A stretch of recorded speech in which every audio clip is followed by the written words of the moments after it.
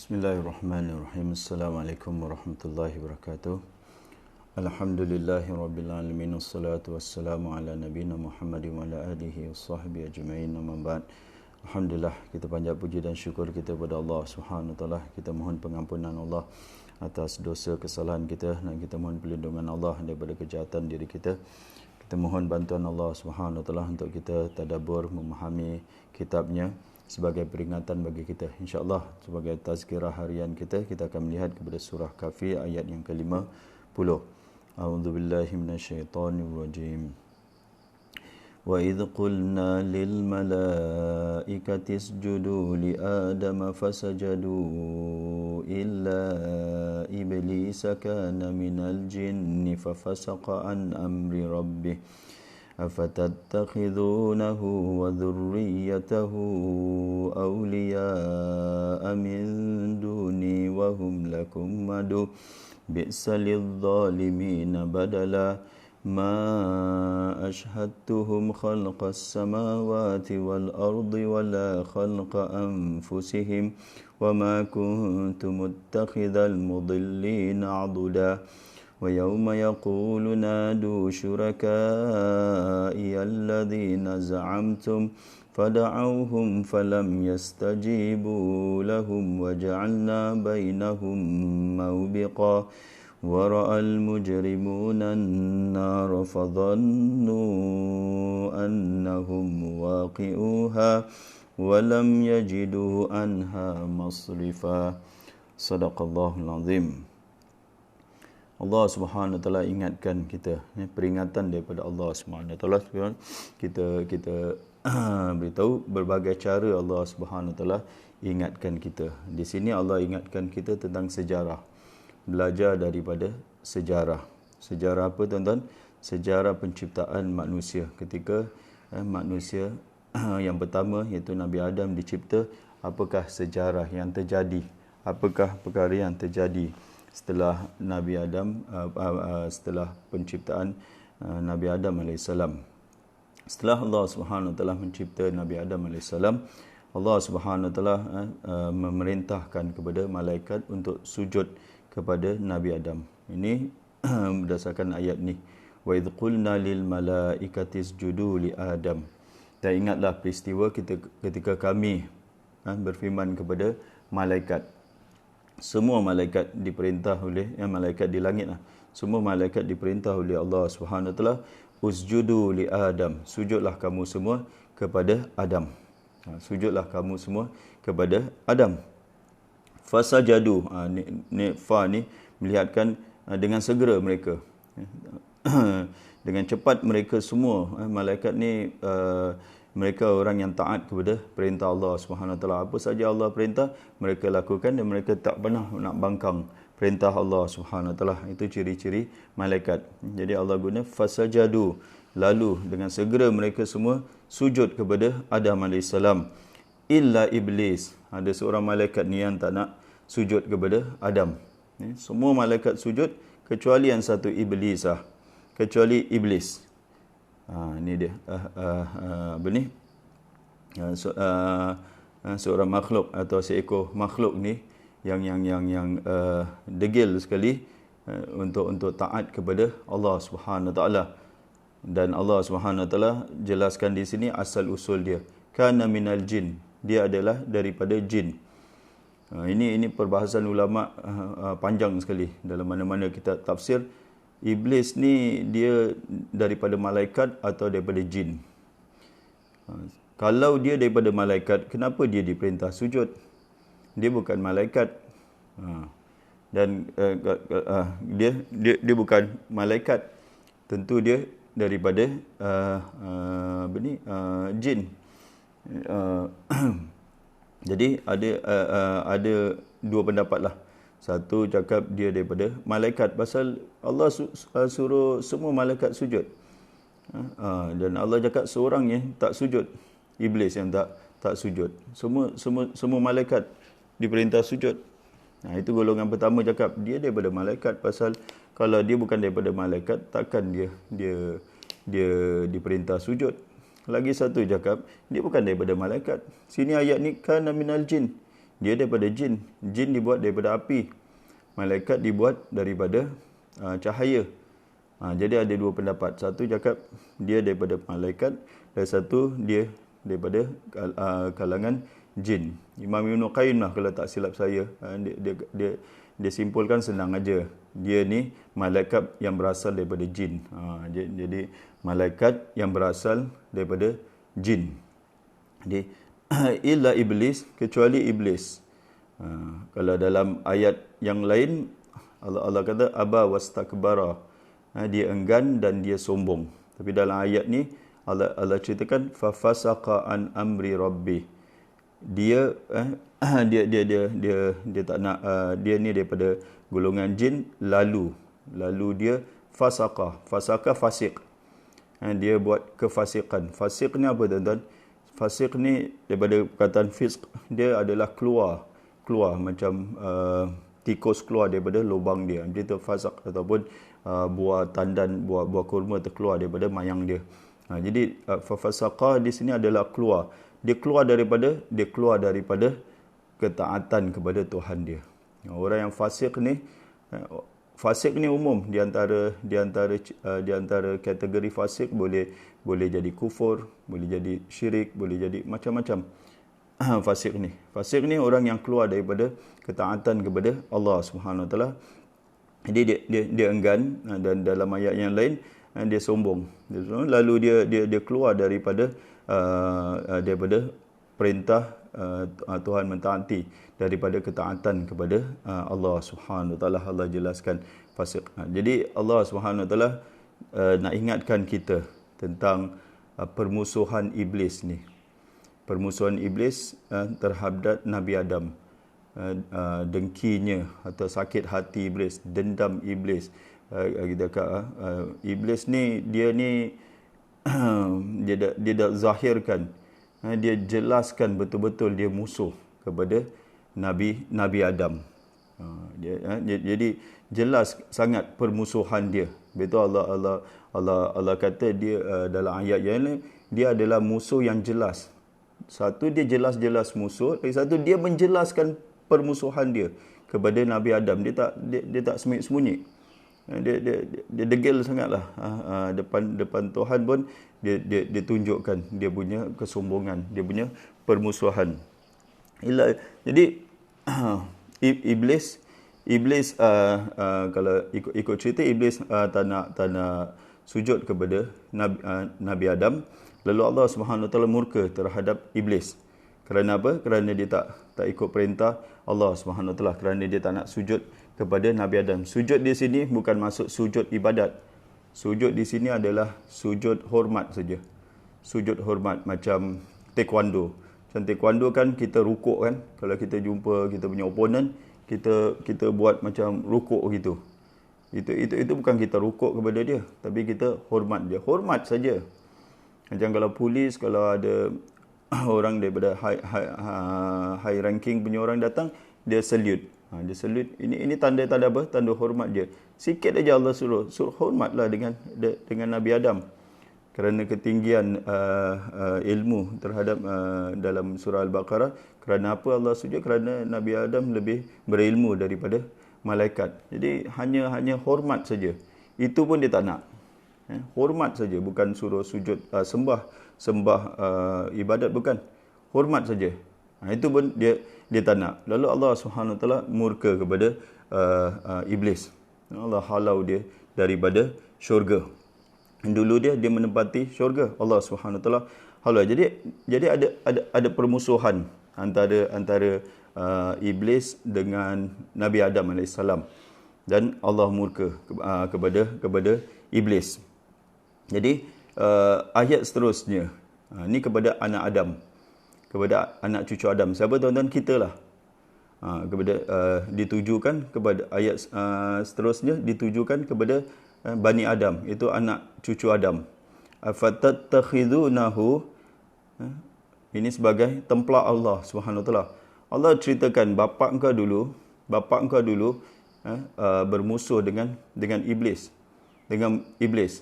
dan Allah Subhanahu Wa Taala marah dengan iblis, murka dengan iblis disebabkan siapa tuan-tuan? Iblis dia bukan tak sembah Allah. Dia orang yang dia makhluk yang sebelum inilah. Sebelum ini dia adalah makhluk yang sembah Allah Subhanahu Wa Taala. Allah murka dengan dia kerana apa? Kerana bapa engkau. Kerana Nabi Adam. Allah musuh dengan iblis kerana iblis tak nak hormat kepada Nabi Adam. Jadi Allah pun musuh dengan iblis dan Allah murka dengan iblis. Jadi dua-dualah tuan-tuan. Nabi Adam ni dia musuh dengan iblis dan Allah Subhanahu Wa Taala pun bermusuh dengan iblis. Allah murka dengan iblis kerana apa? Kerana Nabi Adam punya pasal lah. Kerana Nabi Adam kerana iblis tak nak sujud kepada Nabi Adam. Sekarang ni manusia pula. Apa jadi dengan manusia? Allah cakap afatattakhidunahu wa dzurriyyatahu. Adakah kamu mengambil iblis wa dzurriyyatahu dan zuriat dia? Jadi iblis ni ada zuriat, ada keturunan. Macam orang ulama tak bincangkanlah macam mana iblis kahwin ke? Siapa isteri iblis? Siapa bini iblis? Yang penting dia ada zuriat. Dia ada zuriat, tentu dia berkahwin. Takkan ada zuriat tak kahwin. Tapi Allah Subhanahu Wa Taala dalam hadis, dalam Quran, dalam hadis tak ceritakan kepada kita bagaimana iblis berkahwin ke, macam mana secara kaifiah lah, bagaimana siapa bini iblis ni, semua tak cerita. Cuma di sini kata iblis ni ada anak cucu lah, ada keturunan. Jadi Allah Subhanahu Wa Taala berfirman, adakah kamu mengambil iblis setelah kamu dengar sejarah ni, setelah kamu dengar sejarah bapa kamu iaitu Adam, adakah kamu wahai anak Adam, kamu mengambil iblis dan zuriat dia aulia untuk sebagai pemimpin untuk ditaati, ataupun sebagai sahabat karib, atau sebagai wali, orang dekat lah, sebagai orang dekat yang disayangi, yang diikuti, macam mana ni? Min duni, selain daripada aku, adakah kamu mengambil iblis sebagai pemimpin untuk ditaati selain daripada aku? Kamu tak nak taat kepada aku, kamu taat pula kepada iblis. Ini memang tak kena, ini memang templak sangat kepada manusia. Dia tak tahu iblis tu musuh kepada Adam dan anak Adam. Iblis dah isytiharkan. Dia akan membawa anak cucu Adam ke neraka. Itu sumpah dendam dah, kita cakap dendam berdarah, kita cakap dendam kesumat. Iblis ni dia akan bawa Adam, anak cucu Adam ke neraka sama-sama dengan dia. Dah dia jelas-jelas musuh. Kamu ni anak Adam, kamu ambil dia sebagai teman, sebagai pemimpin, sebagai rakan untuk ditaati. Kamu taat kepada dia dan kamu tak taat kepada aku. Ini satu. Kalau kita fikirkan, kita ambil berapa aspek lah. Satu, Allah bermusuh dengan iblis kerana bapa kamu. Kerana Nabi Adam, Allah bermusuh dengan iblis. Sekarang kita ambil iblis sebagai kawan pula. Sekarang kamu, wahai anak Adam, ambil iblis sebagai kawan. Aku musuh dengan iblis ni kerana bapa engkau. Satu aspek lah. Aku musuh dengan iblis ni kerana bapa engkau. Kerana Adam. Engkau pula ambil iblis sebagai kawan kau, sebagai teman kau, atau sebagai pemimpin kau untuk ditaati, diikuti. Allahu Akbar. Kita lihat ni satu. Lagi satu, iblis ni dia dah isytiharkan. Dia dah zahirkan, lagi satu aspek. Dia dah zahirkan permusuhan dia kepada bapa engkau. Sekarang ni macam engkau khianat kepada bapa engkau boleh taat kepada dia. Jadi banyak aspek lah tuan-tuan. Jadi ulama cakap bagaimana seorang itu mengambil iblis sebagai pemimpin dia atau sebagai orang yang diikuti. Senang aja tuan-tuan. Senang saja. Apa saja perintah Allah, apa saja perkara yang bertentangan dengan perintah Allah, dia adalah perintah iblis. Alam a'had ilaikum ya bani Adam. Dalam surah Yasin kita selalu baca, alam a'had ilaikum ya bani Adam, tidakkah aku perintahkan kepada engkau wahai anak Adam, alla ta'budu syaitan, janganlah kamu menyembah syaitan. Menyembah di sini adalah janganlah kamu mentaati syaitan. Tak ada orang cakap dia menyembah syaitan. Tak ada penyembah berhala, Dia cakap, where you going ah? Oh, I'm going to worship devil lah. Mana ada orang cakap gitu? Kalau kita cakap, don't worship devil lah. Dia cakap, what devil? I go and worship God lah. You say I worship devil lah. Mengamuk dia, tuan-tuan. Kalau kita cakap dengan dia sembah syaitan. Mana ada? Dia cakap, mana ada orang mengaku devil worshipper? Adalah dulu grup-grup setan adalah, tapi grup-grup agama mana ada dia cakap dia adalah devil worshipper. Dia worship God. Jadi yang dimaksudkan sembah di sini taat kepada iblis dan menyembah selain daripada Allah Subhanahu Wa Taala, ikut. Jadi Allah kata dalam surah Yasin, alam ahada ilaikum alla ta'budu syaitan, jangan kamu taat kepada syaitan, wa ani'buduni, taatlah kepada aku. Jadi dalam ayat ni, dalam surah Yasin ni, kita faham ada dua isu sini, taat kepada Allah, taat kepada iblis. Taat kepada Allah, kan kita cakap orang yang bertakwa adalah orang yang taat kepada Allah Subhanahu Wa Taala. Jadi apa saja perintah Allah dia akan buat. Dia akan buat, dan apa saja perintah Allah dalam Al-Quran ke atau melalui lisan nabinya, itu Rasulullah sallallahu alaihi wasallam, itu adalah ketaatan kepada Allah Subhanahu Wa Taala.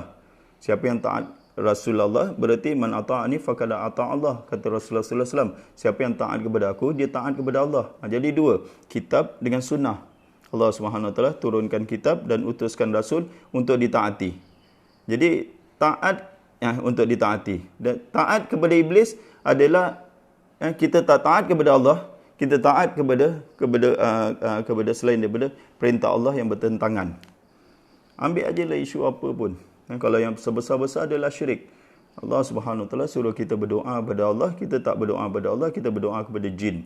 Kita berdoa kepada makhluk-makhluk yang lain. Dah kita telah mentaati syaitan. Itu paling teruk sekali, ketaatan kepada syaitan adalah terus sampai kufur, terus sampai syirik. Itu yang kita dekat penyakit-penyakit.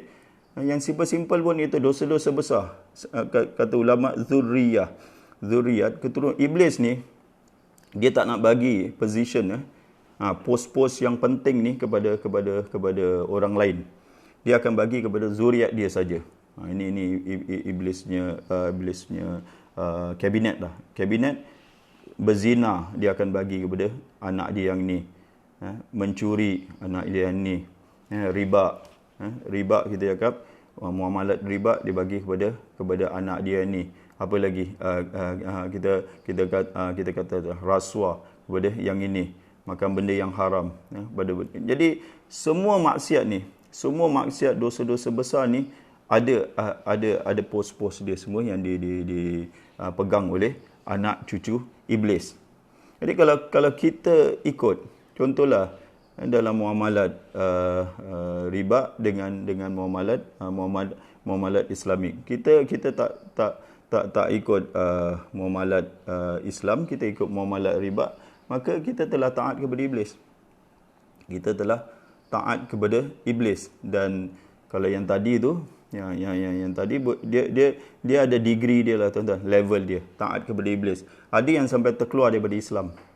Kalau dia melibatkan kesyirikan, kekufuran, kemunafikan yang besar lah semua, yang besar-besar ni semua, maka kefasikan, kezaliman, maka dia terkeluar daripada Islam. Boleh sampai terkeluar daripada Islam. Kalau ada yang tak sampai, dia hanya dosa besar. Taat kepada iblis, tapi dia adalah dosa-dosa besar seperti riba, seperti berjudi, seperti dosa-dosa besar lah. Kita cakap derhaka kepada ibu bapa, meninggalkan solat, tak bayar zakat. Ini semua dosa besar. Jadi ini kita insaf, tuan-tuan. Kita sekecil mana pun maksiat yang kita buat, berarti apa? Kita telah taat kepada iblis. Sekecil mana pun maksiat yang kita buat, kita telah taat kepada iblis. Sedangkan dia musuh bagi kamu. Di sini dalil kata, dan Allah cakap min duni wahum lakum adu, sedangkan dia adalah musuh bagi kamu. Apakah kamu mengambil iblis dan anak cucu dia sebagai pemimpin untuk ditaati, selain daripada aku. Kamu tak nak ambil aku sebagai pemimpin kamu. Wahum lakum adu, sedangkan dia adalah musuh. Allah kata iblis ni musuh. Jadi kita kena isytiharkan. Kalau iblis isytiharkan dia musuh, takkan kita nak isytiharkan dia kawan? Tak masuk akal. Kalau ada dua negara lah, cakaplah Amerika dengan China. Amerika biasa sekarang ni Amerika dengan Iran lah. Amerika dengan Iran. Amerika cakap Iran is dia punya first enemy lah, contoh. Takkan Iran cakap no. America we love you. We love Americans. We are not your enemy. Mana ada? Bila dah cakap musuh je, Iran pun balas balik lah. Engkau pun musuh kita yang pertama juga. Engkau pun musuh kita juga. Betul tak? Biasa kalau orang dah isytihar musuh, dia punya opponent dia punya lawan dia akan isytihar musuh. Yang kau pelik sangat. Ni apa ni anak Adam ni? Dia dah isytiharkan musuh. Yang korang boleh ambil dia sebagai kawan pula, sebagai pemimpin pula, sebagai yang ditaati pula.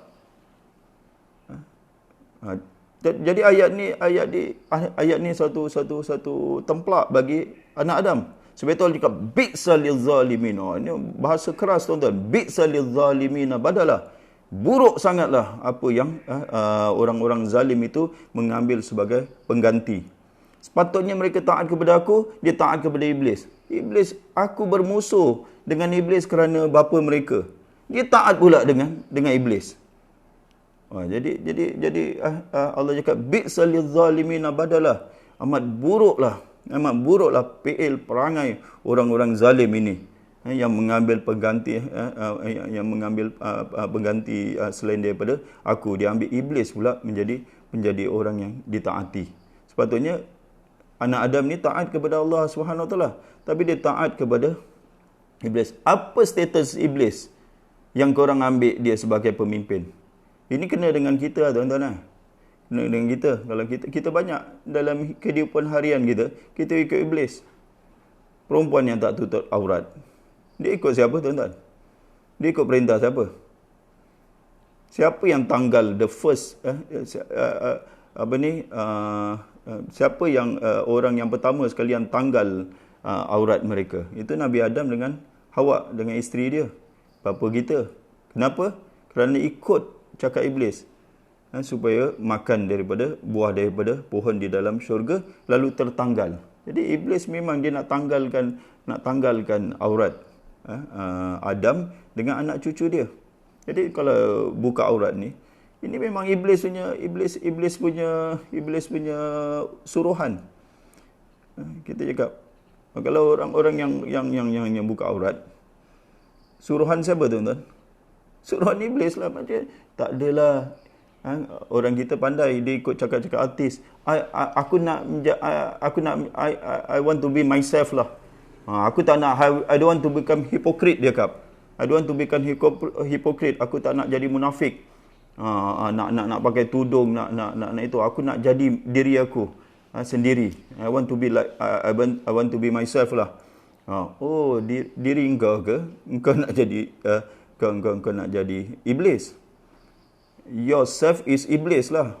Kita marah dia kalau dia cakap yang dia nak jadi diri dia tu, diri dia, if you want to be yourself, be like your father or your mother, be like Adam, jadi macam Nabi Adam dan isteri dia, bukan jadi macam iblis.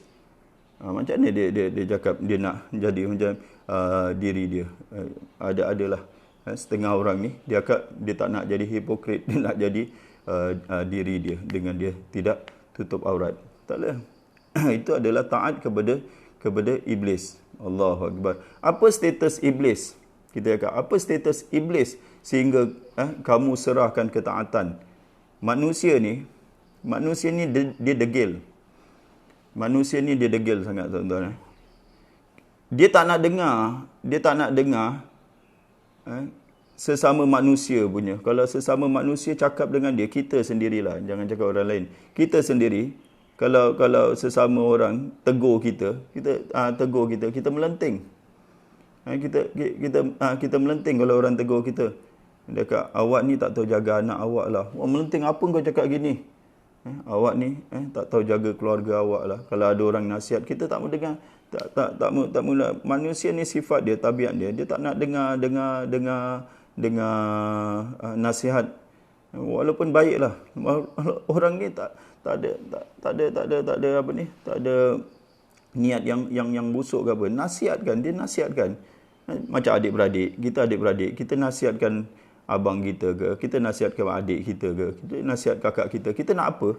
Kita nak apa, tuan-tuan? Kita nasihat anak kita, kita nasihat isteri kita. Kita nak apa, tuan-tuan? Kita tak nak apa-apa. Kita nak kebaikan kan bagi dia. Kita tak nak dia bahaya. Kalau orang bermain dengan api, kita nasihatkan dia. Kita nak apa? Kita nak selamatkan dia. Jangan main dengan api, nanti terbakar. Jangan main dengan api. Kan kita nak jadi manusia. Tapi kalau manusia ni, dia degil sangat. Tabiat dia, dia tak suka orang nasihat. Sekarang ni iblis pula dia dengar. Kenapa? Kita nak tanya, apa status iblis? Apa status iblis? At least pun manusia, kalau kita tengok, kalau bandingkanlah, malaikat disuruh sujud kepada Nabi Adam. Jadi manusia yang baiklah. Ni status dia lagi tinggi daripada malaikat. Dia lagi tinggi. Ini bukan manusia semua yang jahat pun, tuan-tuan. Jangan cakap manusia yang jahat ni lebih baik daripada malaikat. Itu para nabi dan manusia yang soleh ni. Dia lebih tinggi daripada malaikat. Ada juga status. Ini saya nak cakap, ada juga status. Sekarang iblis, apa status iblis? Yang kamu beri ketaatan, sesama manusia kamu tak nak taat. Iblis boleh pula taat. Dan contohlah orang tak tutup aurat. Bila saudara dia tegur dia dengan dia, tegur, tutuplah aurat, pakailah pakaian yang ikut syarak. Melenting dia tak nak ikut. Okey, itu saudara dia sendiri. Sekarang ni kalau dia tak ikut perintah saudara dia ikut perintah siapa, tuan-tuan? Dia ikut perintah iblis dengan setan-setan dia. Iblis apa status iblis dengan syaitan? Allah jelaskan, ma ashhadtuhum khalqas samawati wal ard. Aku tak panggil iblis dengan anak cucu dia untuk menyaksikan penciptaan langit dan bumi. Wala khalqa anfusihim, dan aku pun tak minta bantuan mereka untuk menciptakan setengah mereka dengan lain, ataupun aku tidak panggil mereka untuk menyaksikan penciptaan. Tak ada apa pun, tak ada status pun di sisi Allah Subhanahu wa taala. Wala kuntu muttakhidhal mudillina adudah. Allah kata, dan aku tidak mengambil makhluk-makhluk yang sesat ini sebagai pembantu. Kenapa enggak nak taat kepada iblis dengan anak cucu dia? Nak cakap di sini memang diorang ni tak ada apa-apa pun di sisi Allah SWT. Itu yang manusia ikut. Itu yang manusia suka nak ikut. Segala maksiat, tuan-tuan, segala maksiat kita lihat di dunia ni adalah ketaatan kepada iblis dan anak cucu dia. Dan ironi dia, apa status iblis ni sehingga mendapat tempat untuk ditaati. Allahu Akbar. Ini mengisafkan kita. Kita rasa benda kecil. Kita rasa benda-benda kecil aja. Kita buat maksiat, kita buat perkara-perkara yang tak senonoh, kita rasa benda kecil. Pada hakikatnya dia adalah ketaatan kepada iblis. Sekali lagi saya cakap, bukan bererti dia taat kepada iblis dia keluar daripada Islam, tak. Dia masih lagi Islam, tapi dia taat kepada iblis. Macam contoh seorang ini dalam tentera, dia taat kepada musuh dia. Dalam apa ni, tengoklah, dia taat kepada musuh dia. Ada yang sampai boleh terkeluar daripada tentera, daripada jawatan dia, boleh kena lucut jawatan kalau dia bagi rahsia tentang itu, habislah. Ada yang dia taat kepada musuh dia, dia nyanyi lagu musuh dia. Contohlah lagu musuh dia nyanyi atau itu, tak serius sangatlah, masih lagi dia dalam tentera tu, tapi dia tak terkeluar daripada tentera. Sama juga macam kita. Kadang kita taat kepada iblis ni, hakikatnya segala maksiat yang kita lakukan adalah ketaatan kepada iblis. Ini yang menginsafkan kita. Pada hari akhirat Allah cakap wa yauma yaqulu nadu syuraka'i alladzina za'amtum. Ingatlah pada hari ini orang yang syirik lah, orang yang terkeluar dalam mentaati Allah Subhanahu Wa Taala. Dalam mentaati iblis lah, dia terkeluar daripada agama. Itu sama ada dia musyrik ke, dia kafir ke apa. Allah akan berfirman, panggillah sekutu-sekutu yang kamu katakan itu dapat menolong. Panggil dia, mana-mana yang iblis dengan zuriat dia ni yang kamu jadikan pemimpin, kamu taat kepada mereka, panggil mereka. Lalu mereka memanggilnya. Fada'auhum, dia dengar cakap Allah. Orang-orang ni pun panggil mereka. Falam yastajibu lahum, tapi sia-sia sajalah. Makhluk-makhluk ini, iblis dengan sekutu dia dengan berhala-berhala ini tidak menyahut pensuruhan mereka. Waja'alna bainahum mawbiqah, dan kami jadikan di antara mereka ni, sekutu ni, ada satu tempat azab yang membinasakan. Wara'al mujrimun an-nar, bila orang-orang mujrim, orang-orang berdosa itu melihat neraka itu, fazannu annahum waqi'uha, lalu yakinlah mereka, maka mereka akan jatuh ke dalam neraka itu. Walam yajidu anha masrifa, dan mereka tidak akan mendapati sebarang jalan untuk mengelakkan diri daripadanya. Bila dah dapat neraka dah depan, memang tak ada jalan keluar lagi lah. Mesti masuk dalam neraka. Ini jangan sampai kita taat kepada iblis ni dan anak cucu dia, sampai menyebabkan kita terhumban ke dalam neraka. Allah bagi warning kepada kita, peringatan kepada kita. Allah bagi warning, Allah bawakan kita sejarah. Jadi apa pengajaran dia? Pengajaran dia kita, segala perkara yang bertentangan dengan perintah Allah, dengan Rasul, segala perkara yang bertentangan dengan syariat Allah SWT, hendaklah kita benci. Hendaklah kita benci, dan hendaklah at least pun benci. Mana boleh kita seronok dengan perkara maksiat, dengan perkara sekarang lah, contohlah liwat ke apa, homoseksual. Kita tak buat, tapi kita suka pula. Mana boleh. Kita bencilah, benci dengan segala perkara. Orang kita ni pandai, tak ada, aku suka je, aku tak buat. Tuan-tuan, al-ridha bil maksiat, maksiat juga. Kita reda dengan perkara yang melanggar perintah Allah dengan maksiat ini, berarti macam kita buat maksiat. Saya nak tanya tuan-tuan, isteri Nabi Lut. Nabi Lut ini adalah homoseksual punya community kan, dia diutuskan kepada golongan homoseksual. Isteri golongan peliwat lah, homoseksual. Isteri dia ni dia engage ke aktiviti homoseksual? Isteri Nabi Lut ni tak. Mana ada. Dia perempuan. Yang buat ini semua lelaki-lelaki. Isteri dia tak apa. Bila turun azab Allah Subhanahu Wa Taala, Nabi Lut dengan keluarga dia semua selamat. Illa, kecuali Allah kata isteri dia. Kecuali bini dia. Kenapa tuan-tuan? Kenapa bini dia sambar dengan, dia azab juga, dia terbalikkan, dibakarkan, dan dibinasakan. Kenapa? Itu. Dia suka dengan homoseksual. Dia reda. Dia cenderung. Dia defend homoseksual. Dia pun kena juga. Jangan itu. Jadi yang buat kenalah. Yang tak buat tapi suka pun kena juga. Banyak maksiat-maksiat. Kita kena jelaskan stand kita lah. Kita kena jelaskan stand kita. Kalau perkara yang bertentangan dengan maksiat, kena jelaskan stand kita. Kalau tak boleh cakap pun, dalam hati pun kita tak suka. Ada orang kadang dia tak buat, tapi dia okey je. Aku tak buat lah, tapi macam orang minum arak, depan dia orang minum arak, aku tak minum, tapi I'm okay. I'm okay with alcohol, with drinking, with apa, with arak, I'm okay. Mana boleh macam gitu? Jelaskanlah suka ke tak suka. Jadi kalau dia berlanggar dengan syariat Allah Subhanahu Wa Taala, dia berlanggar dengan perintah Allah Subhanahu Wa Taala, jadi ulama kata kena isytiharkan. Kita bermusuh dalam, kita dah lalu ayat tentang Nabi Ibrahim. Nabi Ibrahim kata kepada berhala, fa innahum aduwwul li, Mereka ni adalah musuh aku straight depan-depan orang penyembah-penyembah berhala. Dia cakap mereka ni adalah my enemy. Berhala-berhala ni adalah musuh aku. Tengok Nabi Ibrahim. At least pun kita tak suka dengan perkara itu, walaupun kita dalam hati kita lah. Tapi jangan sampai kita lembik sangat sampai kita pun tak apalah, tak apalah. Tak boleh.